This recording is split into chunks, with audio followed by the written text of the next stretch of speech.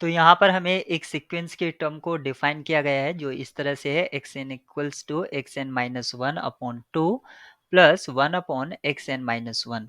और आपसे पूछा गया है कि ये कन्वर्जेंट है या डाइवर्जेंट है। अगर कन्वर्ज करती है तो किस पॉइंट को करेगी। यहाँ पर ऑप्शन से पता चल रहा है कि कन्वर्ज करेगी तो वो रूट टू को करेगी, लेकिन एक्स नोट पर यहाँ पर कुछ कंडीशन है, उस कंडीशन को फाइंड आउट करना होगा।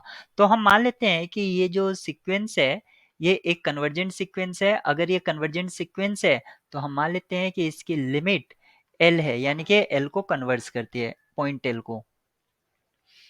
इस तरह से मैं लिख सकता हूं limit X N equals to limit X N minus one upon two plus one upon limit X N minus one. तो यहां से मुझे क्या इम्प्लाई होता है, ये हो जाएगा L equals to L by two plus one upon L.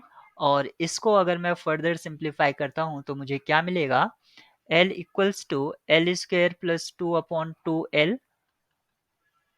ये हो जाएगा two L square equals to L square plus two, और इसको मैं लिख सकता हूँ L square equals two two. यहाँ पर एल की जो वैल्यू आ जाती है, एल की वैल्यू आ जाती है प्लस माइनस रूट टू।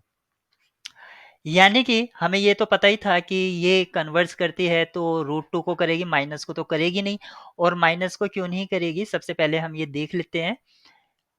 मान लीजिए यहाँ पर एक्स एन जो था आपको डिफाइन किया गया था X N minus one upon two plus one upon X N minus one. तो अगर मैं यहाँ से एक्स वन का वैल्यू निकालता हूँ तो वो क्या हो जाएगा, x note by two plus one upon x note. और अगर एक्स नोट आपका नेगेटिव होगा तो मेरा एक्स वन भी नेगेटिव होगा, फिर एक्स टू भी मेरा नेगेटिव होगा। इस तरह से सारे टर्म्स नेगेटिव को रहेंगी, सारी टर्म्स नेगेटिव साइड रहेंगी, यानी कि जीरो के लेफ्ट साइड में रहेंगी। तो वो कभी भी रूट टू को कन्वर्ज नहीं कर सकता, नहीं कर पाएगा। इसका मतलब है कि जो सीक्वेंस है, सीक्वेंस में जो एक्स नोट टर्म को डिफाइन किया गया है या एक्स नोट पर जो कंडीशन है वो एक पॉजिटिव होनी चाहिए।